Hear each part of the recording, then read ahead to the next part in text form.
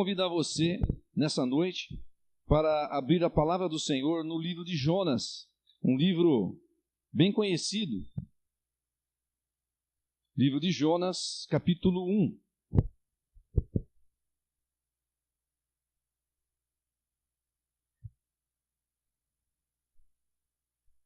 Nós vamos ler dos versos 1 até 17. Jonas, capítulo 1, de 1 a 17.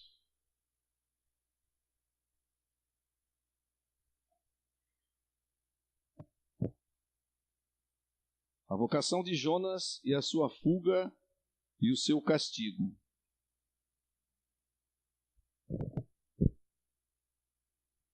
Veio a palavra do Senhor a Jonas, filho de Amitai, dizendo: Dispõe-te, vai para a grande cidade de Nínive e clama contra ela, porque a sua malícia subiu até mim. Jonas se dispôs, mas para fugir da presença do Senhor, para Tarsis, e tendo descido a Jope, achou um navio que ia para Tarsis. Pagou, pois, a sua passagem e embarcou nele para ir com eles para Tarsis, para longe da presença do Senhor. Mas o Senhor lançou sobre o mar um forte vento, e fez-se no mar uma grande tempestade, e o navio estava a ponto de se despedaçar. Então os marinheiros, cheios de medo, clamavam cada um ao seu Deus e lançavam ao mar a carga que estava no navio, para o aliviarem do peso dela. Jonas, porém, havia descido ao porão e se deitado e dormia profundamente. Chegou-se a ele o mestre do navio e lhe disse: Que se passa contigo, agarrado no sono? Levanta-te, invoca o teu Deus, talvez assim esse Deus se lembre de nós, para que não pereçamos. E diziam uns aos outros: Vinde, e lancemos sorte para que saibamos por causa de quem nos sobreveio este mal. E lançaram sortes, e a sorte caiu sobre Jonas. Então lhe disseram: Declara-nos agora, por causa de quem nos sobreveio este mal. Que ocupação é a tua? De onde vens? Qual a tua terra? E de que povo tu és tu? Ele lhes respondeu: Sou hebreu, e temo ao Senhor, o Deus do céu, que fez o mar e a terra. Então os homens ficaram possuídos de grande temor e lhe disseram: Que é isto que fizeste? Pois sabiam os homens que ele fugia da presença do Senhor, porque lhe o havia declarado. Disseram-lhe: Que te faremos para que o mar se acalme? Porque o mar se ia tornando cada vez mais tempestuoso. Respondeu-lhes: Tomai-me e lançai-me ao mar, e o mar se aquietará. Porque eu sei que por minha causa vos sobreveio esta grande tempestade. Entretanto, os homens remavam, esforçando-se por alcançar a terra, mas não podiam, porquanto o mar se ia tornando cada vez mais tempestuoso contra eles. Então clamaram ao Senhor e disseram: Senhor, rogamo-te que não pereçamos por causa da vida deste homem, e não faças cair sobre nós este sangue, quanto a nós inocente, porque tu, Senhor, fizeste como te aprouve. E levantaram a Jonas e o lançaram ao mar, e cessou o mar da sua fúria. Temeram, pois, estes homens em extremo ao Senhor, e ofereceram sacrifícios ao Senhor, e fizeram votos. Deparou o Senhor um grande peixe, para que tragasse a Jonas, e esteve Jonas 3 dias e 3 noites no ventre do peixe. Oremos mais uma vez. Senhor, a Tua palavra está diante dos nossos olhos. Deus, prepara o nosso coração, ajuda-nos a compreender, dá, Senhor, bom entendimento, e que a Tua palavra prospere, porque ela certamente nunca volta vazia, segundo a Tua própria palavra, mas faz o que lhe apraz. Deus, seja assim para a glória e honra do Teu nome, em nome de Jesus. Amém.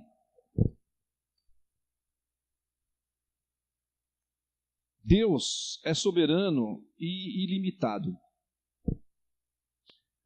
Nesse texto que nós acabamos de ver, na sua sequência, é um texto bastante conhecido. Na sequência, então, Jonas foi engolido por um grande peixe e lá ele ficou durante 3 dias dentro do ventre do peixe. lá dentro do ventre do peixe e ele se arrependeu. Ele se arrependeu. Estava ele lá no ventre do peixe e ele passou a orar ao Senhor. E o Senhor escutou a oração de Jonas e fez com que o peixe vomitasse Jonas na praia. E lá Jonas foi então mais uma vez arguido a estar ele então pregando naquela cidade de Nínive. E Jonas então, contrariado, pregou na cidade de Nínive, pregou o juízo de Deus.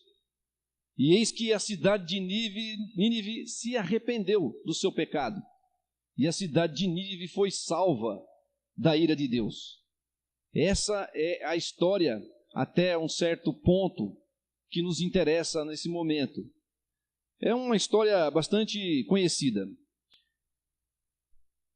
Uma história que talvez vocês conheçam também, talvez tenham ouvido dizer, a respeito de alguns jovens, ou melhor dizendo assim, em especial uma jovem que no fim de semana disse para a mãe que iria numa balada.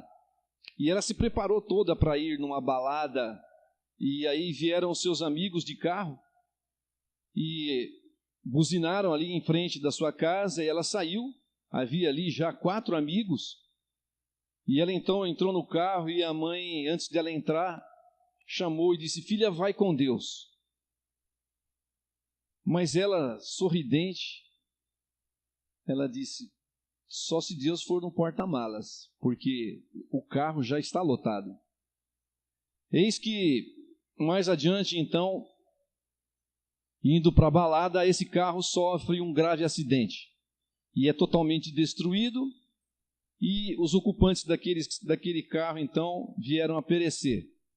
Quando os bombeiros estavam ali fazendo a remoção, eles notaram que dentro do porta-malas havia uma cesta de ovo. E os ovos estavam inteiramente intactos. Eu acho que vocês já ouviram essa ilustração. Muitos já devem ter ouvido essa ilustração. Mesmo porque muito pouco provável que essa ilustração seja uma verdade. Nós não sabemos. Mas é muito provável que isso seja só uma história com uma moral no fundo que talvez pudesse ser assim: olha, de Deus não se zomba. Talvez seja só uma história para dizer que nós não devemos zombar de Deus, como foi feito ali. Nem seja verdade, talvez nem seja verdade. Mas o fato é que se ela fosse contada nos dias de hoje, que se nós, já há muito tempo que isso vem sendo contada, eu acredito que haveria milhões e milhões de as pessoas compartilhando ali no Facebook e talvez no WhatsApp e em todos os meios que nós temos hoje para que isso fosse divulgado. As pessoas acreditam em coisas muito loucas, vamos dizer assim, como se fosse realmente uma verdade. Nós encontramos isso hoje. Nós vimos lá, abrimos lá a nossa página, ou então no WhatsApp, de vez em quando aparecem umas coisas assim, muito inusitadas. E as pessoas, então, eu pessoalmente fico pensando, mas será isso uma verdade? Nós temos a história de Jonas, um livro altamente criticado, um livro que toda criança conhece, a história de Jonas, o homem que foi engolido por um grande peixe, mas que alguns teólogos e grandes homens estudiosos, porém liberais, pregam que talvez a história de Jonas trata-se apenas de uma parábola, uma história que tem também uma moral. Muitos no mundo secular também têm a história de Jonas como apenas uma história contada, mas o fato é que a Bíblia relata um homem que existiu, filho de alguma outra pessoa, e que também no livro de Reis conta-se que ele serviu no reinado de Jeroboão. A Bíblia atesta a historicidade do livro de Jonas. E não só a Bíblia em si, mas o próprio Jesus atestou dizendo que, em uma dos seus contos, que ele era maior do que Jonas, e que os fariseus, quando pediam um sinal, ele disse: o sinal que será dado a vocês não será outro senão o sinal de Jonas. As coisas de Deus, elas recebem muita rejeição. O livro de Jonas é uma delas. E também o livro de Gênesis, ele também é muito criticado por teólogos liberais. Acreditam que Deus se limita em certas coisas. Há teólogos que até dizem que os milagres da Bíblia deveriam ser retirados. Mas o que faremos nós, se todos os milagres da Bíblia fossem retirados? O que seria desse Deus que nós acreditamos se os milagres da Bíblia fossem retirados? É interessante notar que em 1891, um homem chamado James Bartley, ele também foi engolido por uma baleia. E isso é muito curioso. Ele era um marinheiro e ele era um caçador de baleias. E uma baleia do tipo cachalote, que é uma baleia enorme, ela foi avistada e eles seguiram para capturar a baleia. E eles lançaram o arpão e atingiram a baleia de uma maneira mortal. Mas a baleia, ela, de todas as formas, tentava se livrar. E o fato é que esse James Bartley, ele foi engolido, entre outros marinheiros que foram mortos. No final das contas, quando os marinheiros conseguiram dominar a baleia, ele não foi encontrado.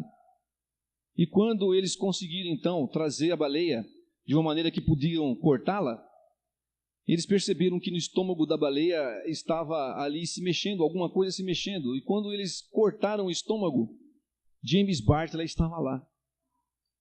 E ele ficou por 15 horas no estômago da baleia. Ele teve graves consequências, ele ficou cego, a sua pele não mais tinha pigmentos, mas ele sobreviveu depois dessa experiência por mais 18 anos.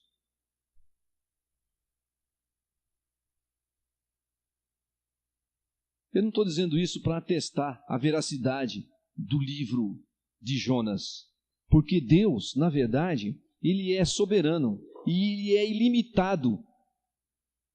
Deus pode fazer todas as coisas. E Deus é ilimitado em sua presença também. E nós vamos ver isso no livro de Jonas, porque Jonas, quando Deus o mandou a pregar em Nínive, o que ele fez?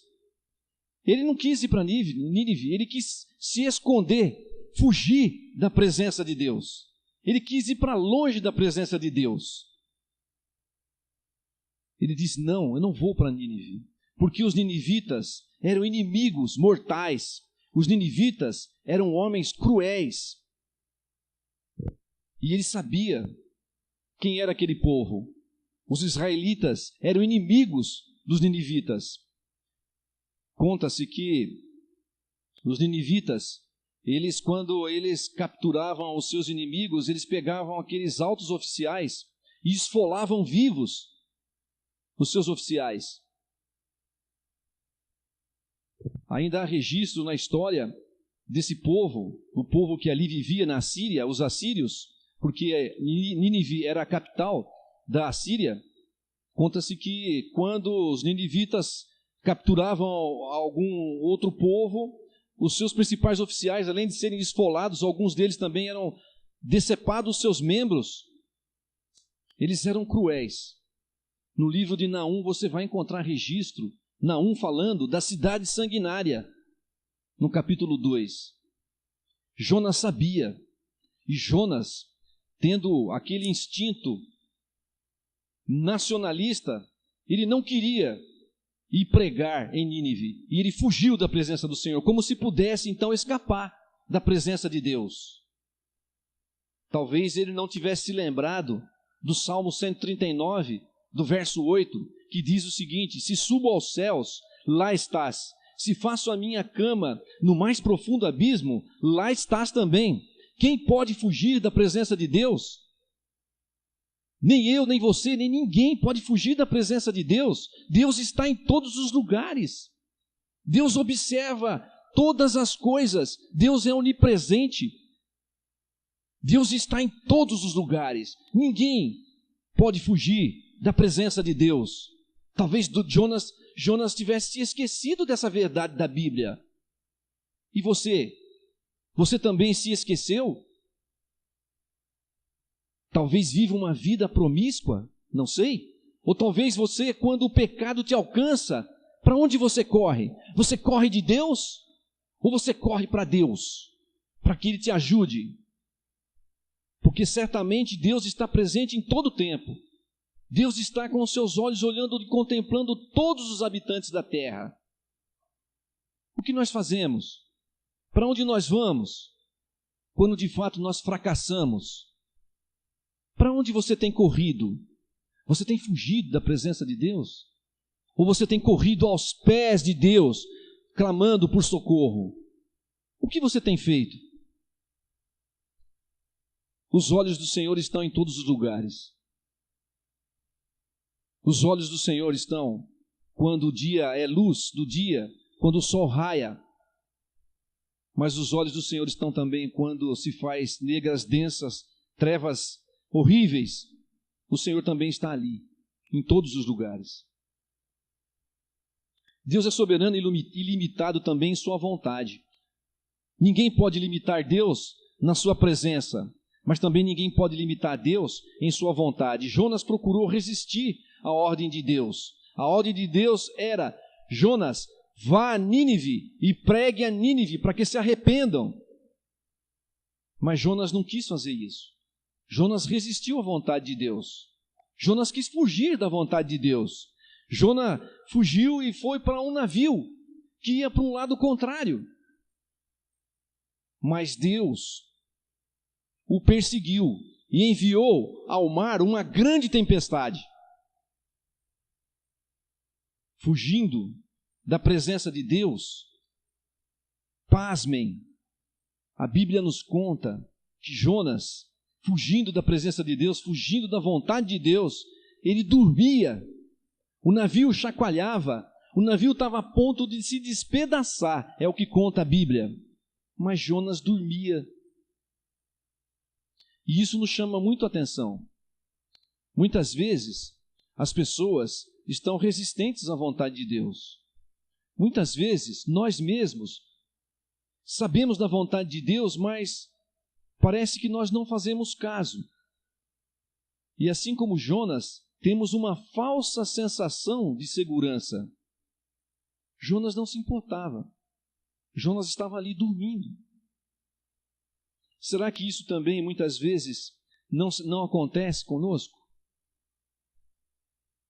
Deus, nós sabemos a vontade de Deus, mas nos colocamos ao contrário da vontade de Deus. E nem mesmo, vamos dizer assim, como na linguagem de hoje, nós nem fazemos caso, nem damos importância. Estamos quietos. Será que não está por vir uma grande tempestade e despedaçar a nossa vida?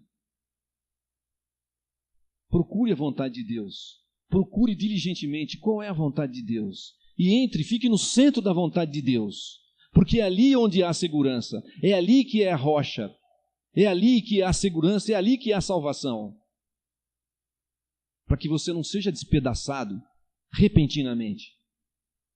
Jonas estava assim. Quem pode resistir à vontade de Deus? Jonas foi lançado ao mar. E pela vontade de Deus, o mar se aquietou. Não há limites para a vontade de Deus. A vontade de Deus sempre será cumprida. E Deus, nesse livro, Deus é o protagonista. Nós estamos falando aqui de Jonas, mas na verdade quem é o protagonista desse livro é o próprio Deus. Porque foi Deus que acalmou a tempestade. Foi Deus que enviou um peixe enorme e engoliu Jonas. Foi Deus quem preservou Jonas durante 3 dias. Pela sua vontade, pela vontade de Deus, Jonas foi preservado durante 3 dias ali no ventre do peixe. A vontade de Deus. A vontade de Deus é soberana. E ninguém pode resistir à vontade de Deus. Não há como resistir à vontade de Deus. Deus faz aquilo que lhe apraz. Deus é soberano e infinito também em seu amor. Jonas, ali no ventre do peixe, arrepende-se do seu pecado. E Deus, misericordioso, resolve atender a oração de Jonas, porque Ele é infinito em misericórdia. Ele é infinito no seu amor. Rendei graças ao Senhor, porque Ele é bom, e a sua misericórdia dura para sempre. Talvez Jonas ali no ventre do peixe tenha se lembrado desse salmo.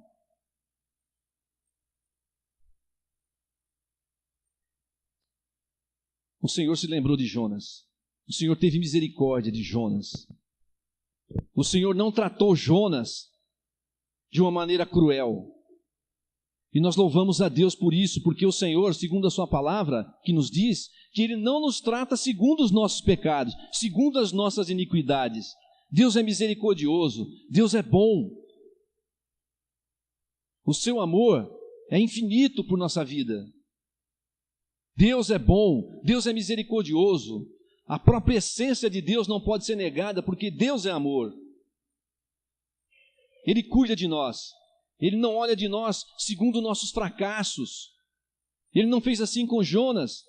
Jonas fracassou em desobedecer a ordem de Deus, mas Deus teve misericórdia dele, e Deus tem misericórdia de nós também. Ele não olha para nós segundo nossos fracassos. Deus tem tido misericórdia de nós. Deus tem nos abençoado sobremaneira. E o peixe lança Jonas na praia. Mas Jonas é um homem duro. Jonas vai lá e prega em Nínive. Ele vai pregar lá em Nínive. Fala, bom, não tem outro jeito, então eu tenho que pregar. Eu vou pregar aqui nessa cidade. E observem, Jonas levaria, segundo a palavra de Deus, 3 dias para percorrer a cidade de Nínive. Mas Jonas caminhou durante um dia. Ele não quis caminhar durante 3 dias. Jonas fez um sermão. O sermão de Jonas foi um sermão curtíssimo. Foi um sermão. Olha, meus queridos, Jonas disse o seguinte: ainda 40 dias e Nínive será subvertida. Esse foi o sermão de Jonas. A cidade se converteu. 120 mil habitantes se converteram com o sermão de Jonas. Jonas pregou juízo. Jonas pregou juízo, pregou de uma maneira, porque ele não queria que aquele povo se convertesse, porque ele sabia que Deus é misericordioso, Deus é tardio em irar-se, Deus é benigno, Deus é bom. Ele sabia disso, mas ele queria o juízo de Deus. Ele queria que Deus lançasse fogo em Nínive. E ele pregou, olha, ainda 40 dias e Nínive será subvertida. E pregou só um dia. Rebelde. E nós temos o que com isso? O que nós podemos levar para a nossa vida? Mais uma vez, Deus é bom, Deus é misericordioso, porque não depende de nós. A salvação não depende de nós. Depende de Deus querer. Porque Deus converteu aquele povo com esse sermão. 120 mil pessoas foram convertidas com esse sermão. Com a rebeldia de Jonas. Não depende do nosso desempenho de fazer mais e melhor. Não, depende de Deus querer, porque Deus é bom, Deus é misericordioso. Depende de Deus. E isso deixa o meu coração tranquilo, porque também não depende do meu desempenho aqui, em que vocês atendam a voz de Deus. Não depende de mim, depende de Deus falar aos corações de vocês por intermédio do Espírito Santo, que atua no povo de Deus e que atua conforme Ele apraz. Depende de Deus. Se você se alegrar com a palavra de Deus hoje, se você sair daqui hoje dizendo, eu vou servir esse Deus, porque esse Deus é misericordioso, esse Deus é bom, eu quero esse Deus para mim. Não é porque eu preguei bem ou preguei mal, mas é porque Deus agiu no seu coração, porque tudo depende de Deus. E eu louvo a Deus por isso, e dou graças a Deus por isso, porque eu sei quem eu sou, um pecador, que dependem da misericórdia tanto quanto vocês.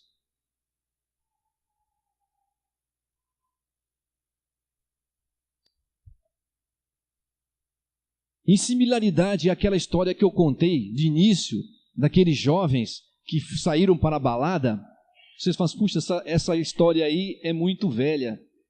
E eu já conhecia. Talvez você conheça essa também. Mas são relatos que nós podemos ver que não há impossíveis para Deus. Que Deus é misericordioso. Algum tempo atrás, talvez bastante tempo atrás, eu olhando o noticiário, então ali havia uma notícia, e era uma notícia urgente. E o fato é que filmaram. Uma jovem no seu automóvel estava indo trabalhar, se não me engano, e ela tinha um ônibus à frente, o ônibus estava parado, e atrás dela um caminhão daqueles que leva concreto. E o caminhão perdeu o freio. E o caminhão esmagou o carro dela, quase que por completo. Digo quase porque ficou só o espaço dela abaixada no piso do carro. E ela teve poucos ferimentos. O carro ficou totalmente destruído. E surpreendentemente também, vocês vão falar assim, puxa, esse cara conta lorota, né? Mas foi o noticiário, eu vi no noticiário. Tinha ali também umas taças de vidro. E as taças, surpreendentemente, não foram quebradas também. E aquela mulher ali, no meio de uma ferragem retorcida, ela com o celular, ela ligava para a mãe. Ela ligou para sua mãe. Mãe, eu sofri um acidente, eu estou aqui toda prensada aqui, mas eu estou bem. Eu acho que ela machucou o tornozelo, a perna, coisa desse tipo. E aí quando retiraram ela, as pessoas diziam, você nasceu de novo, você nasceu de novo, você nasceu de novo. Deus é bom, Deus é bom. Então Deus é bom. Deus é maravilhoso porque não há impossíveis para Deus. E se depois disso, você ainda não acreditar no livro de Jonas, se você não acreditar que Jonas realmente existiu, se você não acreditar que não há impossíveis, que ninguém pode resistir à vontade de Deus e que não se pode limitar Deus em qualquer lugar ou em qualquer espaço geográfico e que não se pode fugir de Deus, que dirá então, pois, você acreditaria que Jesus Cristo esteve por 3 dias no ventre da terra e depois ressuscitou por Deus pelo mesmo poder? Você acredita nisso? Porque isso sim é a graça e o poder de Deus. Um homem que morreu uma morte vicária, substitutiva, por causa dos nossos pecados, ficou 3 dias no ventre da terra, como Jonas, mas Deus, pelo seu poder e pela sua misericórdia, pela sua graça, ressuscitou a Jesus Cristo, e ele viveu, e ele veio para nos justificar diante de Deus, e hoje nos dá vida eterna, por ele. Isso é graça, isso é misericórdia, isso é bênção de Deus, porque não pode se limitar o poder de Deus e nem a graça de Deus. Essa é a história real. Se pela pregação de Jonas 120.000 pessoas foram salvas, até hoje, pessoas e milhões de pessoas têm se levantado a serviço de Deus, têm se levantado para dar glórias a Deus, e são libertas, e são livres da condenação eterna, porque se rendem a Jesus, que morreu e ressuscitou, para a glória de Deus.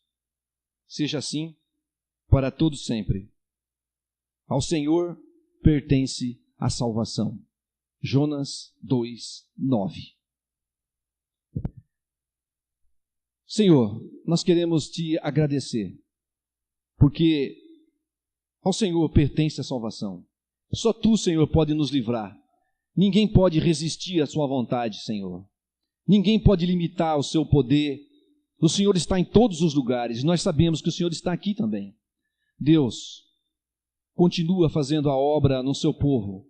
Continua fazendo a obra, Senhor, para a edificação da tua igreja, para que a sua igreja se sinta motivada a proclamar em plenos pulmões que a salvação vem do Senhor, que a salvação vem, Senhor, em se render a Jesus Cristo, que Cristo morreu para pagar a nossa dívida e que ressuscitou com o poder dos altos céus para nos justificar e nós sermos livrados, libertos da grande ira vindoura que um dia há de vir, porque assim o Senhor determinou. Deus, em nome de Jesus, que essa verdade se faça presente agora em nossos corações e encha-nos com gratidão, alegria da sua salvação, em nome de Jesus. Amém. A mighty fortress is our God, a bulwark never